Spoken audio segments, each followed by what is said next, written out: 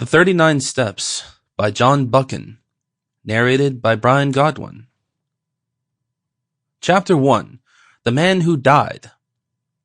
I returned from the city about 3 o'clock on that May afternoon, pretty well disgusted with life.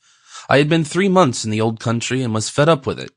If anyone had told me a year ago that I would have been feeling like that, I should have laughed at him. But there was the fact. The weather made me liverish.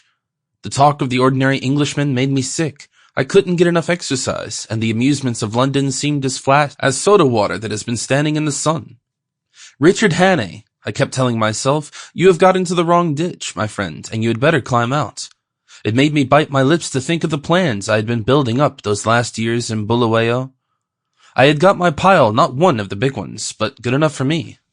And I had figured out all kinds of ways of enjoying myself. My father had brought me out from Scotland at the age of 6, and I had never been home since. So England was a sort of Arabian Nights to me, and I counted on stopping there for the rest of my days. But from the first I was disappointed with it. In about a week I was tired of seeing sights, and in less than a month I had had enough of restaurants and theaters and race meetings. I had no real pal to go about with, which probably explains things. Plenty of people invited me to their houses, but they didn't seem much interested in me. They fling me a question or two about South Africa and then get to their own affairs. A lot of imperialist ladies asked me to tea to meet schoolmasters from New Zealand and editors from Vancouver, and that was the dismalest business of all. Here was I, 37 years old, sound in wind and limb, with enough money to have a good time, yawning my head off all day. I had just about settled to clear out and get back to the Veld, for I was the best bored man in the United Kingdom. That afternoon I had been worrying my brokers about investments to give my mind something to work on, and on my way home I turned into my club, rather a pothouse, which took in colonial members.